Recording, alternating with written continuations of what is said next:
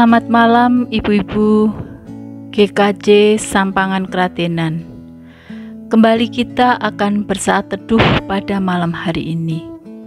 Mari kita awali dengan berdoa. Bapa kami yang bertahta dalam surga mulia, terima kasih Tuhan atas pemeliharaan Tuhan di setiap hidup kami. Kami mengucapkan syukur atas berkat-berkat yang selalu Tuhan limpahkan dalam hidup kami. Saat ini kami akan mendengarkan firman-Mu. Buka mata hati kami, supaya kami tahu maksud Tuhan dalam hidup kami ini. Di dalam Tuhan Yesus Kristus kami berdoa. Amin. Malam ini kita akan merenungkan firman Tuhan dari Lukas 9 ayat 51 sampai 56. Demikian firman Tuhan. Ketika hampir gelap, waktunya Yesus diangkat ke surga, Ia mengarahkan pandangannya untuk pergi ke Yerusalem. Dan Ia mengirim beberapa utusan mendahului Dia. Mereka itu pergi, lalu masuk ke suatu desa orang Samaria untuk mempersiapkan segala sesuatu baginya. Tetapi orang-orang Samaria itu tidak mau menerima Dia, karena perjalanannya menuju Yerusalem. Ketika dua orang muridnya, yaitu Yakobus dan Yohanes, melihat hal itu, mereka berkata, "Tuhan, apakah Engkau mau supaya kami menyuruh api turun dari langit untuk membinasakan mereka?" Akan tetapi Ia berpaling dan menegur mereka. Lalu mereka pergi ke desa yang lain. Ibu-ibu yang dikasihi Tuhan, mengendalikan emosi atau nafsu, apalagi kalau kita sedang berada di atas atau menjadi pihak yang kuat, bukanlah perkara yang mudah. Ini adalah godaan yang sering muncul, termasuk di kalangan wanita. Lihatlah di sekitar kita, bagaimana para wanita sering dipakai sebagai alat untuk mencapai tujuan tertentu dari suatu organisasi. Para wanita itu berkata-kata dan bahkan berperilaku di luar kendali karena dorongan emosi untuk menyerang pihak atau kelompok lain yang berbeda dengan misinya. Dalam perjalanan Tuhan Yesus ke Yerusalem, ada sepenggal kisah yang dapat kita ambil maknanya bagi kita. Kisah yang dimaksud adalah ketika orang di suatu desa di Samaria tidak mau menerima Yesus, seorang Yahudi yang akan menuju Yerusalem. Kisah perseteruan orang Yahudi dan orang Samaria ini kita sudah mengetahuinya. Dan yang menarik kita perhatikan adalah sikap penolakan yang dilakukan orang Samaria ini membuat dua murid Yesus, yaitu Yakobus dan Yohanes, bereaksi.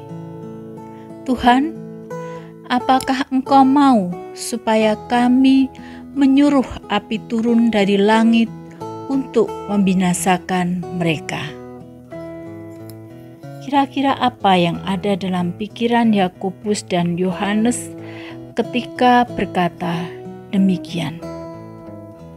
Tentu mereka paham jika Yesus mau mengizinkan atau membolehkan membinasakan mereka dengan api, bukanlah perkara sulit.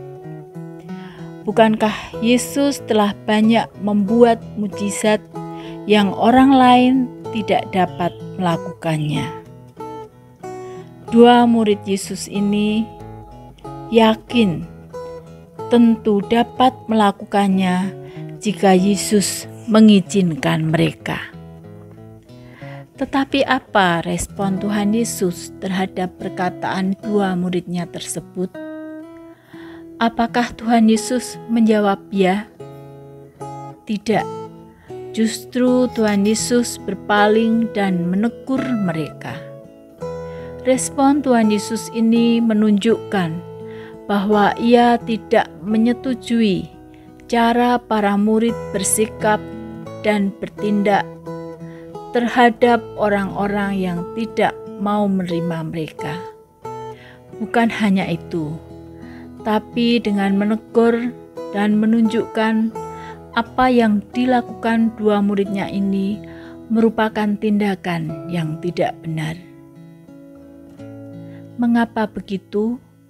Bukankah kalau orang desa di Samaria tadi dibinasakan, itu berarti halangan atau tantangan menjadi sudah teratasi. Di sini kita melihat pengajaran Tuhan Yesus kepada para murid dan untuk kita semua. Perjalanan Tuhan Yesus menuju Yerusalem adalah perjalanan dalam rangka karya penyelamatan Allah untuk manusia. Keselamatan manusia adalah fokus Tuhan Yesus hadir di dunia.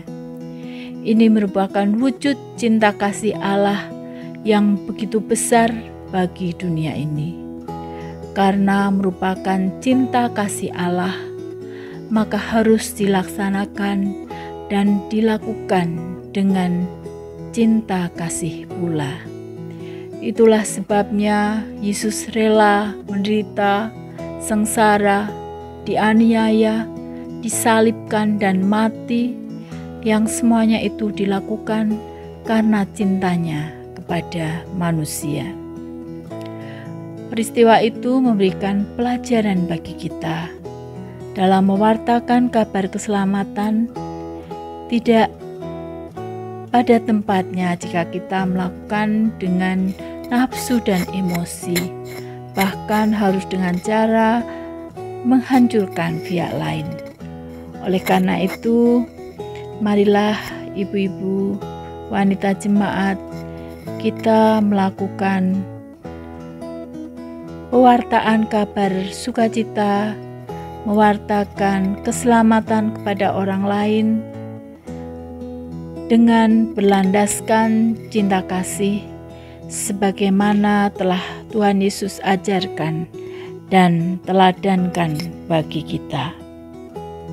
Tuhan Yesus memberkati kita semua. Amin. Mari kita akhiri saat teduh ini dengan berdoa. Terima kasih Tuhan atas firman-Mu ini. Mampukan kami untuk bisa melakukannya dalam hidup kami. Kami juga berdoa untuk saudara-saudara kami yang sakit, yang lemah iman, yang berkekurangan. Tuhan yang akan menyembuhkan, Tuhan yang akan menguatkan, dan Tuhan yang akan mencukupkannya. Kami juga mohon ampun apabila di dalam bersaat teduh ini terselip dosa kami. Hanya di dalam Tuhan Yesus Kristus kami berdoa. Amin.